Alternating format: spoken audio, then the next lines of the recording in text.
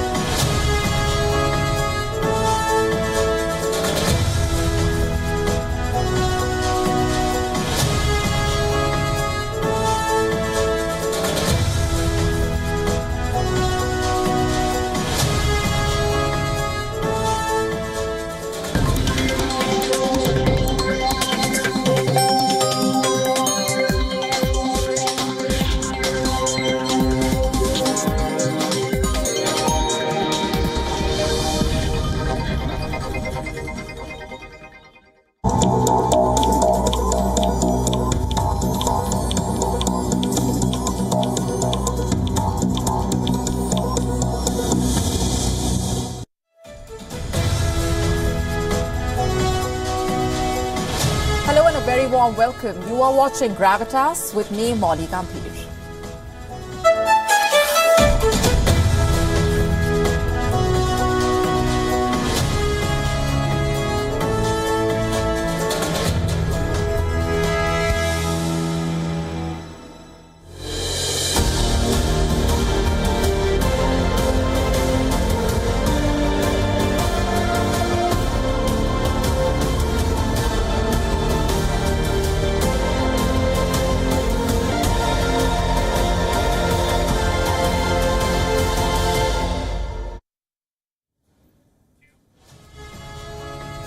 We've all heard of the famous Pehle Aap saying. It basically means you first.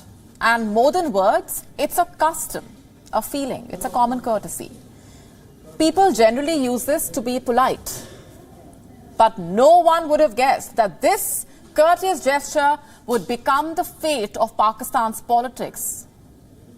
I am talking about Nawaz Sharif and Bilawal Bhutto Zardari's coalition talks. After days of hectic parleys, Bilawal, it seems, has backed out. He does not want to be the Prime Minister of this new coalition government. But he has offered his party, PPP, support to Nawaz Sharif's party, the PML-N. It seems like Sharif will become the Prime Minister for a record fourth time. But if what reports suggest is true, even Nawaz Sharif was not too keen on becoming Pakistan's next Prime Minister. And why is that, you ask? Well, it's because both leaders do not want to be the Prime Minister of a fragile, shaky, rickety and potentially rackety coalition. You see, neither PML-N nor the PPP won enough seats to form a government alone. Independent candidates backed by jailed former Prime Minister Imran Khan won the largest number of seats. The question that arises then is this one. Will the Pakistani coalition government last? Well, we think not, because just look at the situation on the ground. There are big challenges. The most important one is the economic crisis. It's a mess. Both Nawaz Sharif and Bilawal Bhutto Zardari are fully aware that Pakistan is on the verge of bankruptcy. Prices are shooting up like Chinese fireworks. Confidence is sinking in a bottomless hole, with the International Monetary Fund holding a whip over Pakistan's government. Let me show you what I mean.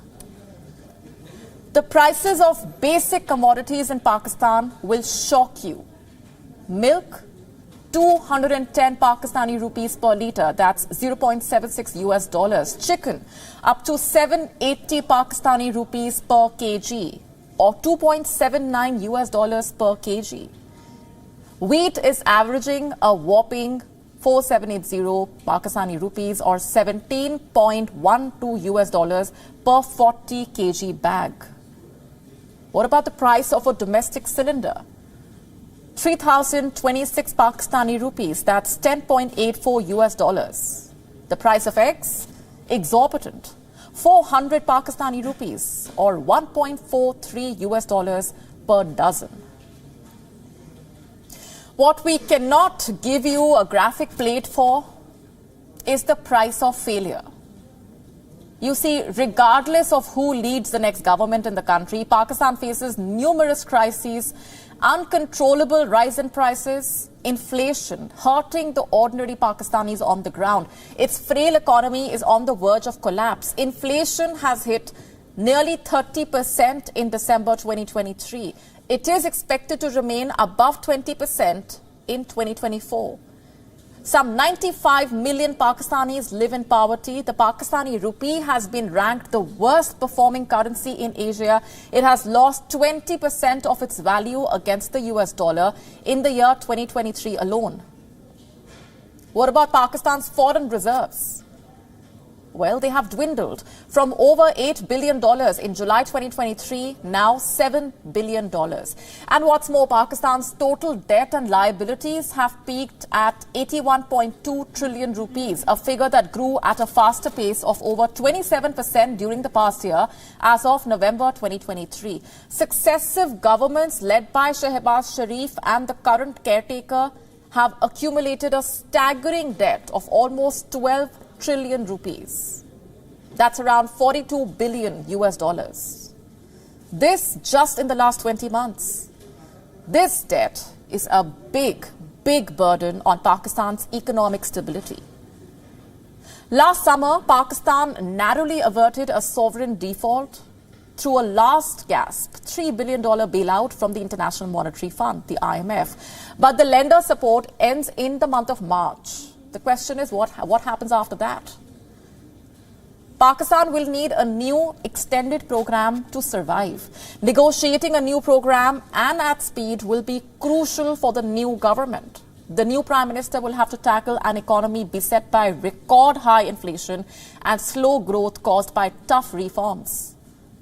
Pakistan is literally broke, bankrupt and borrowing everything, right from paying the monthly salary of its soldiers to that of peons in government offices.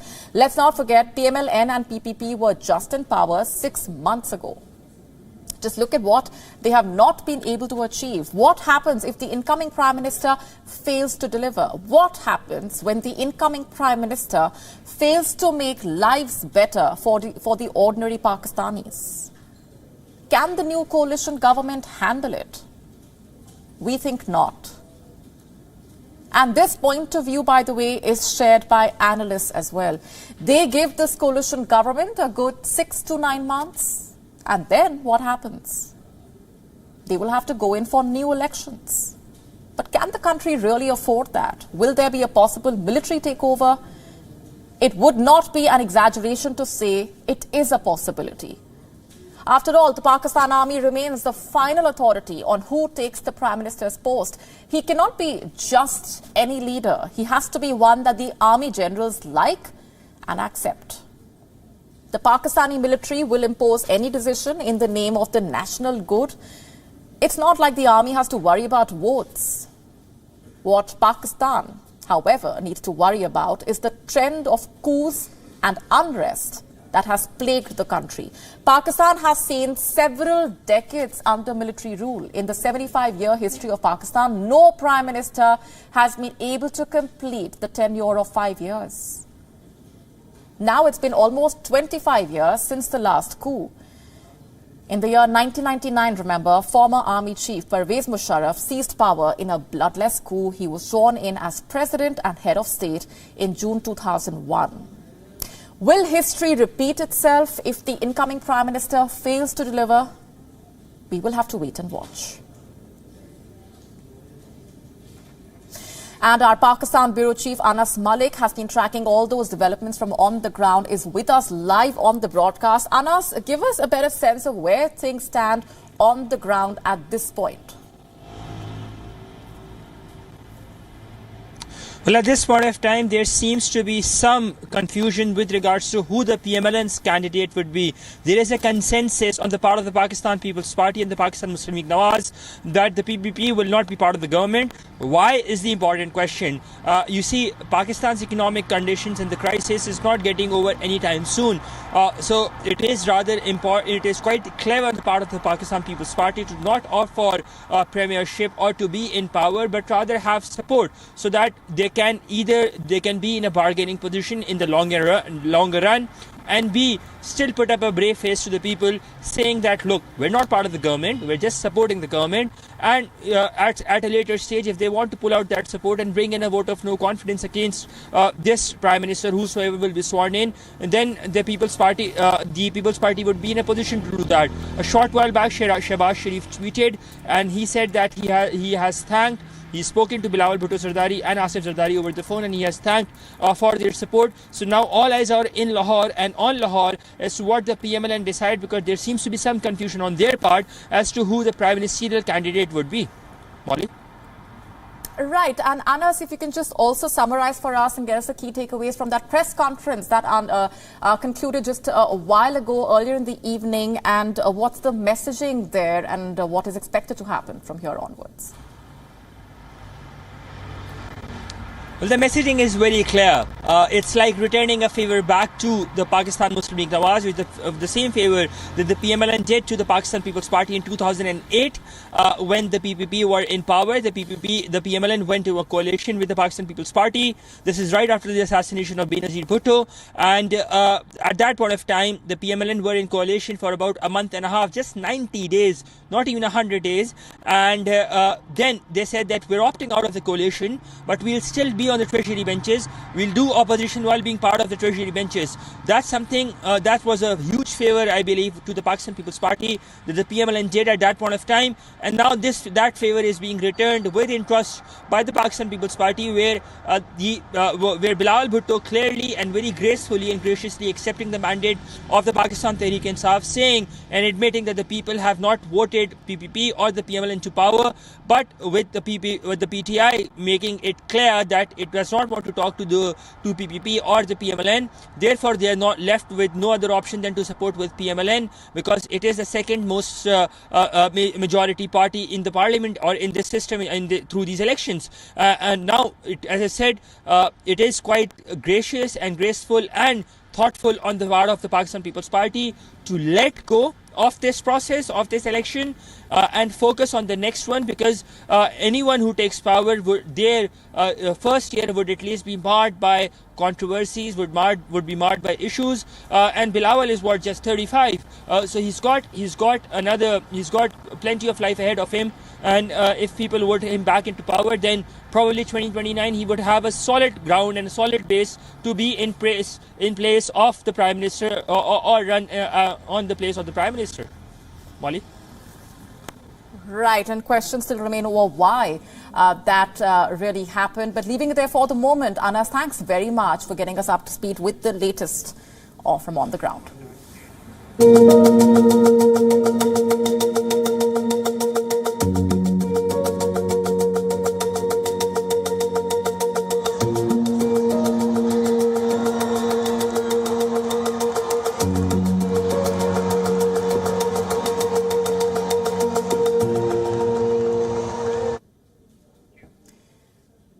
Prime Minister Modi is on a 3-day visit to the UAE and Qatar. Tomorrow, he will be inaugurating the first ever Hindu temple in Abu Dhabi. The first ever, the temple is not only a win for the Indian diaspora there, it's also a symbol of the deepening India-UAE ties. Let me just tell you more about this temple. It is called the Bocha Sanvasi Shri Akshar Purushottam Swami Narayan Sanstha Temple. The magnificent structure is spread over 27 acres. 13.5 acres of this land was generously donated by the Crown Prince of Abu Dhabi, Sheikh Mohammed bin Zayed Al Nahyan. The foundation stone was laid back in April 2019, and almost 5 years on, the traditional Hindu stone temple is ready to open its doors. The devotees will be able to visit starting March 1st. According to the Foreign Secretary, around 2,000 to 5,000 devotees are expected to visit the temple on its inaugural day. And why not? The temple is one of its kind after all. The cost of its construction is estimated to be 400 million dirhams. That is over $108 million. The temple represents a socio-spiritual Hindu faith rooted in Indian scriptures. Rich symbolism is embedded in its design. You see, usually Hindu temples have 1, 3 or 5 spires, but this one is adorned with 7 spires for 7 emirates of the UAE. They also reflect the harmonious relationship between India and the UAE.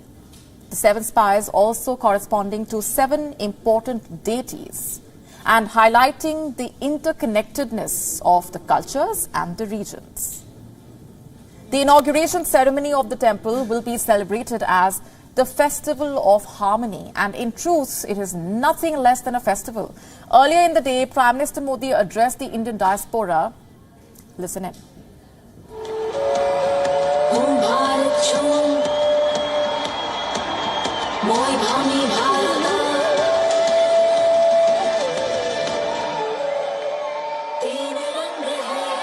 Arab Abu Dhabi में ये भव्य दिव्य मंदिर के लोकार्पण का ऐतिहासिक समय आ गया है। साथियों, भारत यूएई की दोस्ती जितनी जमीन पर मजबूत है, उतना ही उसका परचम अंतरिक्ष में भी लहरा रहा है।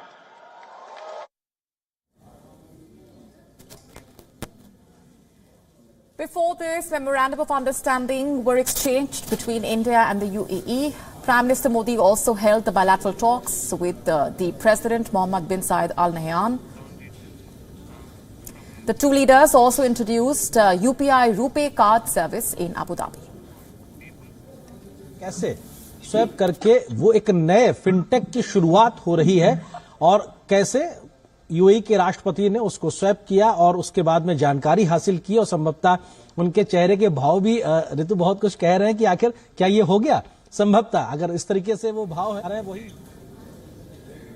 All eyes on the temple inauguration. It is going to be a festive ceremony, to say the least, full of colors. It is something that the Indian diaspora there has been waiting for, and we will keep getting you the latest from on the ground.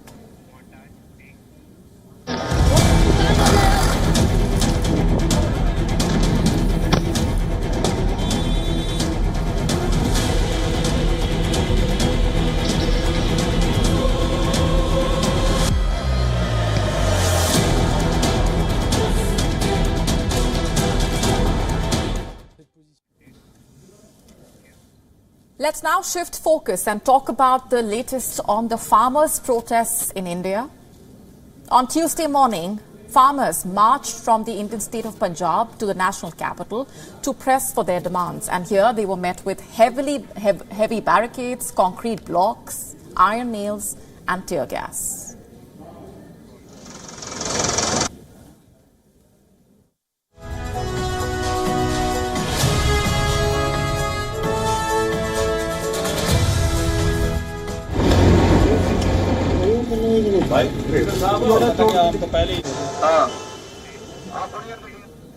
The police resorted to tear gas shelling in order to disperse the hundreds of farmers and their supporters. A group of young people tried to break the barricades by lifting away cement blocks placed there to halt the march. Clashes broke out between farmers and the local cops. Some protesters were also detained.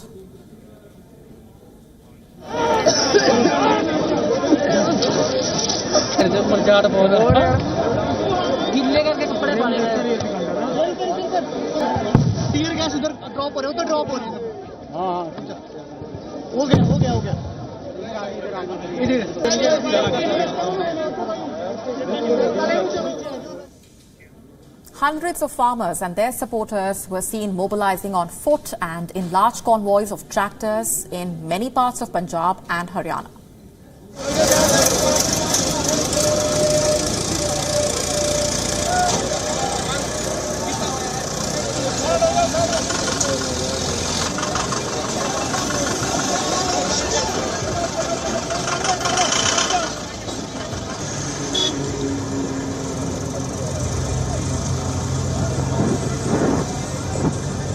Sir खिलर के खलो please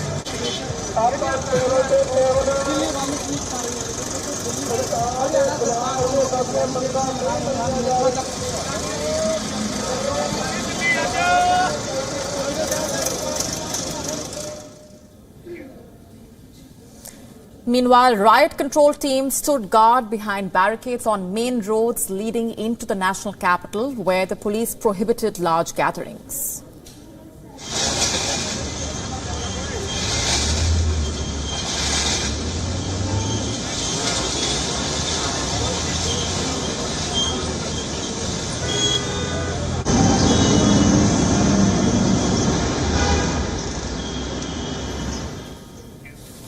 Key border points linking Delhi with other cities were choked amid multiple diversions. Long queues of cars were seen on the highways. Commuters stuck on the highways complained that they were moving at a glacial pace, a kilometre in an hour in some parts.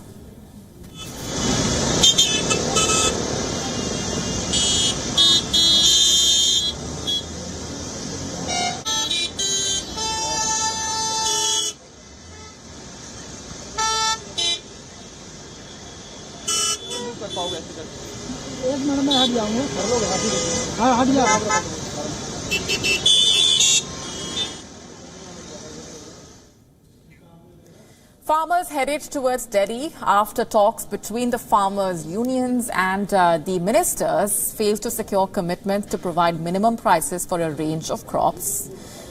So here's why the Indian farmers are protesting basically. They are seeking guarantees of more state support backed by law. They want minimum purchase price for crops. It's called the minimum support price or MSP. And MSP is a crucial lifeline for the farmers facing market uncertainties. Every year, in fact, the government announces support prices for more than 20 crops. This is aimed at setting a benchmark. But the state agencies buy only rice and wheat at the support level, benefiting only around 7% of farmers who raise those crops. And the state agencies buy the two staples at government-fixed MSP in order to build reserves. And they do this so that they can run what is considered the world's biggest food welfare program, one that entitles 800 million Indians to free rice and wheat. And this costs the government $24.7 billion annually. It is the largest outgoing subsidy. In the year 2020, the farmers first protested against the three contentious farm laws. In 2021, after India's longest farmers' protest in years, the Modi government repealed the farm laws. The government promised to set up a new panel, one that would basically consist of growers as well as government officials. They would work together to find ways to ensure support prices for all produce. And almost a year later, on the 12th of July 2022, the Modi government had established an expert committee. And in October last year, the central government declared an increase in MSP for 6 crops. But farmers remain unconvinced. Farmer leaders saying that there is still a lack of clarity on the legal guarantees for the minimum support price. And this time, they are protesting to demand a legal guarantee for MSP for all crops. They want full debt waiver for the farmers, they want pension for farmers, and the withdrawal of cases against farmers during the 2020 protest. Now, farm policy experts saying that buying all farm produce at the state-set minimum support price is economically unviable, but the farmers don't agree. They have other key demands revolving around the repeal of the Electricity Act 2020, compensation for farmers killed in the last protest, and the withdrawal of cases against those involved in the farmers' movement. While an agreement was reached on these issues on Monday night, when the two sides held meetings, farmers remain steadfast in their resolve. They say and they assert that the promises made by the government 2 years ago have not been fulfilled. Reports suggest that the government may be willing to withdraw cases against the farmers registered during the 2020 to 21 protests. However, talks on other key demands, including legal guarantees for MSP, remained inconclusive. Hence the protest today. As for how long the farmers can actually sustain the protests, farmers say they are in no hurry. The new season wheat crop will be ready for harvest only a month from now. They have brought tents and ration to the highways. They are ready to protest for as long as it takes, they say.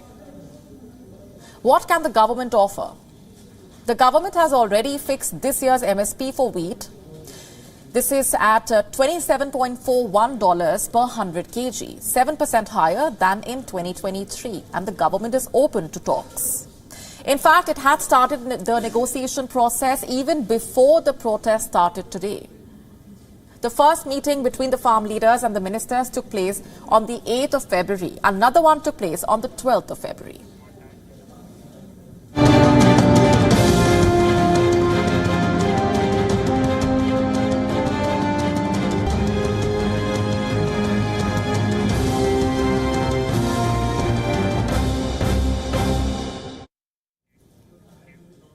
Meanwhile, hundreds are protesting against China. This is happening in a Nepalese city called Pokhara. The name may ring a bell. Pokhara is where the Yeti airline flight 691 crashed earlier, killing all 72 people on board. Now the airport this plane was trying to land at has been built by China. Let me first tell you a little bit about it. The Pokhara International Airport was opened in January last year. It was built at a cost of $216 million. China loaned this money. The deal was struck over a decade ago, and a Chinese company was roped in to construct the airport. China CAMC Engineering, it's called. The company is part of the China's state-owned conglomerate, Sinomac. In short, the Pokhara International Airport has Chinese footprint all over it. Once this airport was built, Nepal found itself in a rather unique crisis. Pokhara is Nepal's second largest city after Kathmandu, but international airlines did not line up to buy landing slots at this airport. And why is that? Well, the answer depends on whom you ask. Nepal has the world's most unsafe skies. Most international airlines do not fly to Nepal. They made no exception for Pokhara. Also, for all you know, there was general skepticism around the airport itself. The only international flight that landed in this airport in the first 6 months was a flight from China. The flight was carrying athletes who had come to Nepal for a friendly dragon boat race. The flight was chartered and Chinese officials were paying for it. China had forecast that 280,000 international passengers would be transiting through the Pokhara airport by 2025. How many have arrived till date? We did a quick online search and we could not find any international airline flying to or from this airport. Just a handful of domestic Nepalese airlines with a dangerous safety record. In short, Pokhara International Airport is sitting idle. It is not the kind of revenue that Nepal had expected it to. How will Nepal repay the Chinese loan then? Reports say last year Nepal requested China to change the loan into a grant. Beijing refused. And cut to present, political groups in Nepal are worried that Pokhara may turn into Sri Lanka's Hambantota or worse, Pakistan's Gwadar. These groups claim that China could be using the loan default as a pretext to seize the airport. They may even turn it into a Chinese base. Well, that's a bit far-fetched in the current scenario.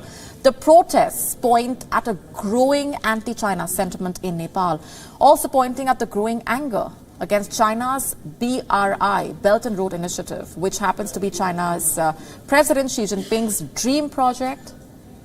In the year 2017, Nepal joined the BRI, but so far, China has not constructed any project under the BRI in Nepal. The political groups allege the Pokhara airport was part of the BRI. In fact, reports claim that it was a Chinese ambassador who termed the airport as part of Beijing's BRI. China's debt trap through BRI is no secret, and you don't need to look beyond the region to find examples. The Gwadar port in Pakistan was built under BRI. China promised to bring prosperity to Pakistan through this port, but it left Islamabad with a crushing debt. What happened next? China is operating the port, turning it into an offshore base. The people of Nepal fear Pokhara could be next.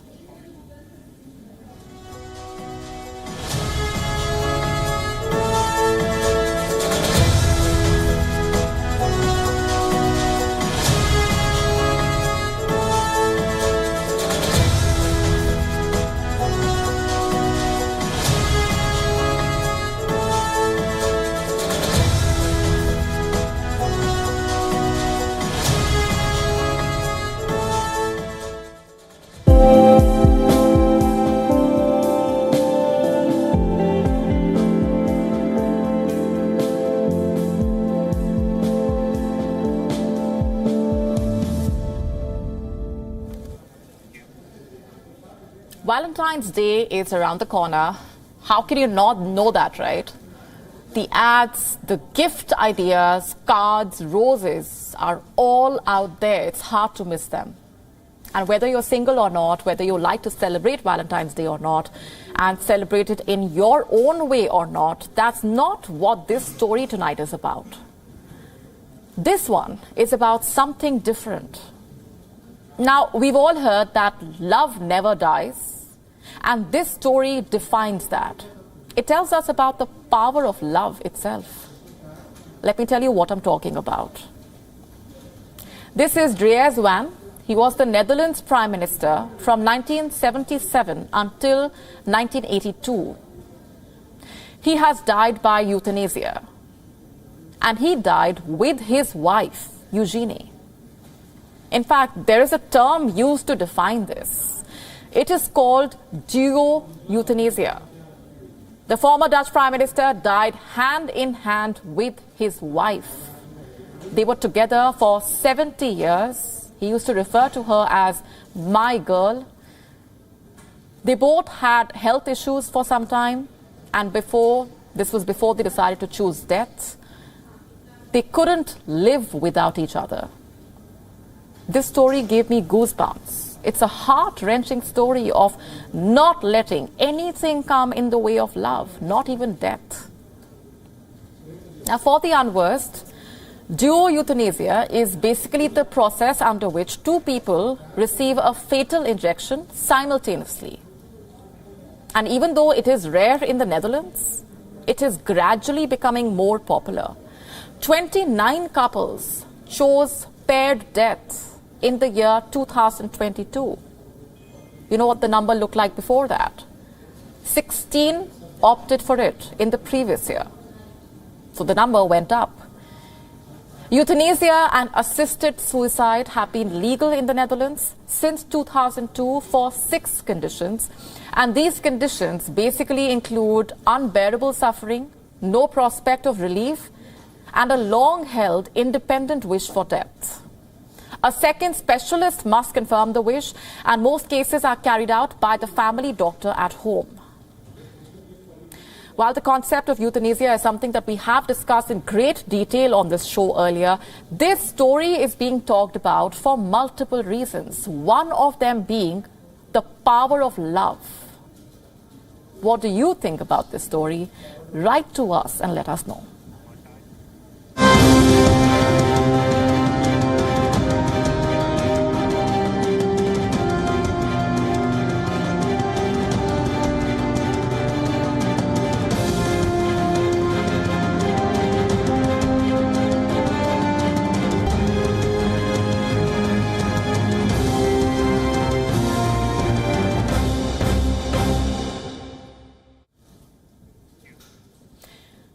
Will it be Donald Trump versus Joe Biden come November in the US, or will it be not Joe Biden at all? Kamala Harris, who was Biden's running mate 4 years ago, now wants to run against Joe Biden. That's right. The vice president claims she is ready for the big Oval Office and she wants to be president. Speaking to an American newspaper, Kamala Harris said, and I'm quoting, "I am ready to serve. There is no question about that. But the question, Madam Vice President, is, will you be the Democrats' best bet against former U.S. President Donald Trump?" Everyone is talking about Biden's age. A Reuters Ipsos poll found that 77% of the participants believe that Joe Biden's age made him unsuitable for office. This was in September. Now, as recently as last week, a report by special counsel Robert Hur called Biden a quote-unquote well-meaning elderly man with a poor man. Hur claims that when investigators spoke to Biden about his handling, rather mishandling of classified files, Biden was forgetful, so much so that he even forgot when his son, Beau Biden, had died. Biden, of course, did not take this report well. He lashed out at reporters on live television, saying, "My memory is fine." Let's just replay that moment for you. I'm well-meaning, and I'm an elderly man, and I know what the hell I'm doing. I've been president. I put this country back on its feet. I don't need his recommendation. It's totally out. How bad is your memory, and can you continue as president? My memory is so bad, I let you speak. That's your memory has gotten worse, Mr. President? My memory is not good. My memory is fine. My memory, take a look at what I've done since I become president. Well, during the same speech, Biden mixed up the presidents of Egypt and Mexico, calling the Egyptian president Abdel Fattah al-Sisi the president of Mexico. Let's just play that out as well. As you know, initially, the president of Mexico, al-Sisi, did not want to open up the gate to allow humanitarian material to get in. I talked to him. I convinced him to open the gate. In the last couple of weeks, Biden has also mixed up living European leaders for dead ones. First, he confused the French President Emmanuel Macron for a former president who died in 1996, Francois Mitterrand, and then he confused former German Chancellor Angela Merkel for Helmut Kohl. He too was a German Chancellor. Kohl died in 2017. You see, the voters are not deaf. They are not blind either. They are taking note of Biden's endless and helpless gaffes. I just told you about the Ipsos survey. Chances are, come November, Biden's age will stand in the way of his re-election dreams. Republicans are already on a mission to milk the report. Axios is reporting that House Republicans are preparing to call her to justify before the House Judiciary Committee. Her may be asked if he thinks Biden is unfit to lead. But what about Kamala Harris? Is she fit to lead? Is she the right fitment to take Biden's place as a Democratic nominee? Let's just look at her record. Democrats ticked all the right boxes by nominating Kamala Harris as Biden's running mate in the last election. She is an Indian American, a woman of color. She has a stellar career, a striking presence. But her critics say that Harris failed to make an impact. In fact, in her first year in office, many questioned what her portfolio really was. Did Biden even rely on her? The White House had to issue a statement saying that Biden did in fact take her opinion. Here's a post from 2021. For anyone who needs to hear this, Vice President is not only a vital partner for the President, but a bold leader who has taken on key important challenges facing the country. In January, an LA Times poll found that 55% of the registered voters had an unfavorable opinion of Kamala Harris. But Harris insists that she is ready for office. She is ready to serve. Harris told the newspaper that anyone who sees her on the job walks away fully aware of her capacity to lead. But will Harris's patriotic self-flattery win her nomination and subsequently the votes? Kamala Harris, is she really the Democrats' best bet? Or is Biden better off when it comes to taking on Donald Trump? A new poll released by the Financial Times shows that Donald Trump has a large lead over Biden on the question of who would handle the economy better, a very crucial factor. Trump is preparing for a rematch with Joe Biden, and Europe is preparing for a possible second term of Donald Trump. Trump recently said that he would not defend NATO allies who do not spend enough on defense. Not just that, Trump would also encourage Russia to attack them. Secretary General Stoltenberg, well, I don't know if he is anymore, but he was my biggest fan. He said all these presidents came in, they'd make a speech, they'd leave, and that was it. And they all owed money, and they wouldn't pay it. I came in, I made a speech, and I said, you got to pay up. They asked me that question. One of the presidents of a big country stood up and said, well, sir, if we don't pay and we're attacked by Russia, will you protect us? I said, you didn't pay? You're delinquent? He said, yes, let's say that happened. No, I would not protect you. In fact, I would encourage them to do whatever the hell they want. You got to pay. You got to pay your bills. Europe is preparing for such a possibility. The German Chancellor Olaf Scholz met the Polish Prime Minister Donald Tusk on Monday. The two leaders, here's what they had to say regarding Trump's comments. We must treat all such statements seriously. but do everything to ensure that transatlantic cooperation is the foundation of our security. Germany will spend 2% of its economic output this year for NATO purposes according to NATO criteria and will do so for all time. And I have made this clear. Is this Europe preparing for the return of Donald Trump? And if so, where does that leave Kamala Harris's presidential dreams? Tell us what you think. Meanwhile, as Israel hints at a larger Rafah offensive, the Biden administration, which has been a staunch supporter of Israel since the October 7 attack, is facing pressure to stop the Netanyahu government. Joe Biden, in fact, had some strong words for him and asked for an extended ceasefire. This report telling you more. They need to be protected. U.S. President Joe Biden on Monday stressed the need to protect innocent civilians in Gaza after scores of Palestinians were killed in the southern city of Rafah during an Israeli military operation that freed 2 hostages held by Hamas. The speech alongside Jordan's King Abdullah at the White House comes as Biden has become increasingly vocal in his demand that Israel not undertake a ground offensive in Rafah without a plan that protects Palestinian civilians.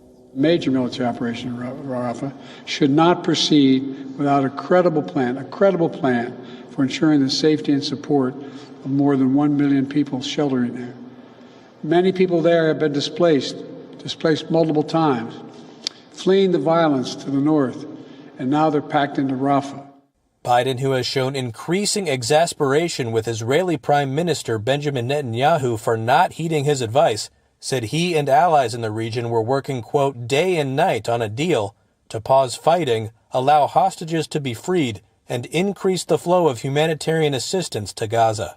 The United States is working on a hostage deal between Israel and Hamas, which would bring an immediate and sustained period of calm to Gaza for at least 6 weeks. Sources familiar with the talks told Reuters that senior officials from the U.S., Egypt, Israel, and Qatar were expected to resume negotiations on Tuesday in Cairo to work on a 3-phase deal framework to release hostages and achieve an extended pause. We are still focused on trying to get an extended humanitarian pause. White House National Security spokesperson John Kirby told reporters that some progress had been made in negotiations toward a pause in fighting, but that more work was still needed to be done. The intensifying conflict in Rafah fueled concerns that an Israeli offensive on the southernmost pocket of Gaza could derail the hostage talks, but a U.S. official told Reuters the airstrikes in Rafah should not affect the negotiations toward a deal between Israel and Hamas on the release of hostages. It is not our assessment that this airstrike is the launch of a full-scale offensive. State Department spokesperson Matthew Miller said the U.S. did not think the Israeli airstrikes in Rafah were the start of a full-scale military operation in the southern Gaza city, and that without a credible plan that Israel can execute, Washington would not support one.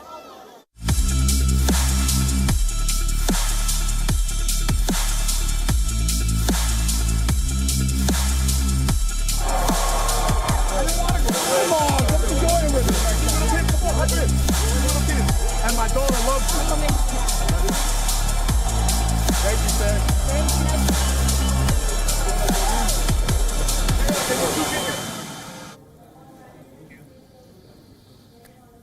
Singer Taylor Swift, who recently became the first artist to win 4 Album of the Year awards at the Grammys, has emerged as one of the most influential singers of her time. She is also undoubtedly the biggest pop star in the world at present. Her songs and lyrics have had a tremendous effect on her growing fan base over the last few years. In fact, institutions like Harvard University in the US have even started an academic course dedicated to understanding how the singer influences not only other singers and songwriters, but also resonating deeply with her fans, or Swifties, as they are called. But who would have expected the last season of NFL or the National Football League in the US to become the most watched season in NFL history thanks to her? Well, it just so happens that Taylor Swift has been dating NFL player Travis Kelce of the team Kansas City Chiefs. And just like anyone else would, Taylor made it a point to show up to support her partner at the game. She attended a total of 13 games over the season, in fact, ending with the final game of the season where Travis Kelce's team took home the trophy. But Taylor Swift is not just another girlfriend in the stands cheering her boyfriend on. Her presence at the stadium resulted in unimaginable perks for the NFL overall.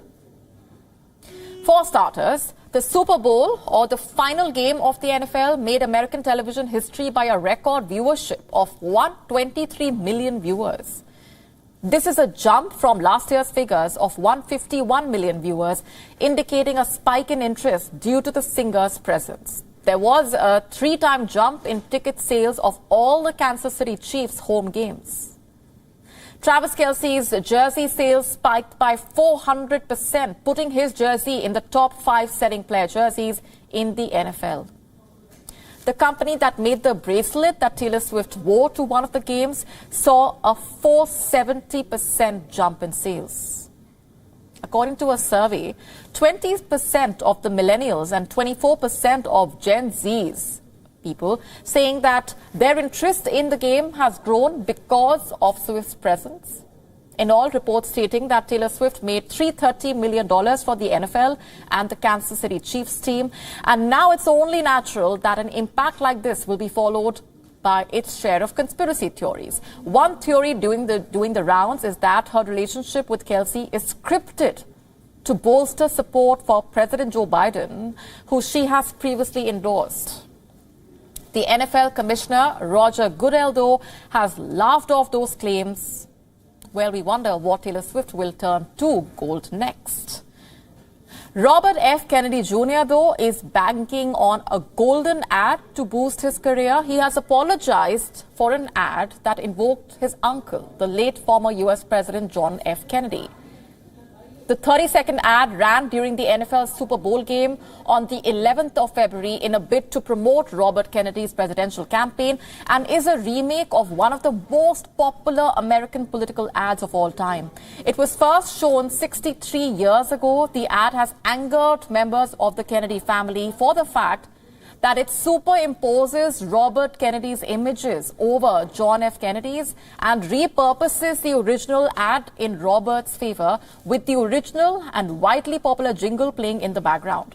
They feel that John F. Kennedy would never have agreed with some of Robert's views, specifically on health care. In that regard, they say that Robert does not have the right to use the famous JFK ad to his advantage and promote his own agenda. While Robert Kennedy has apologized to the family, this incident brings to light the growing differences between him and various members of the Kennedy family. Robert is one of the leading critics of the COVID-19 vaccine and has also challenged President Joe Biden, who apparently has the support of most of the Kennedy family members. On that note, it's a wrap on this edition of Gravitas tonight. This is me, Malik, signing off. Thanks very much for watching. Good night.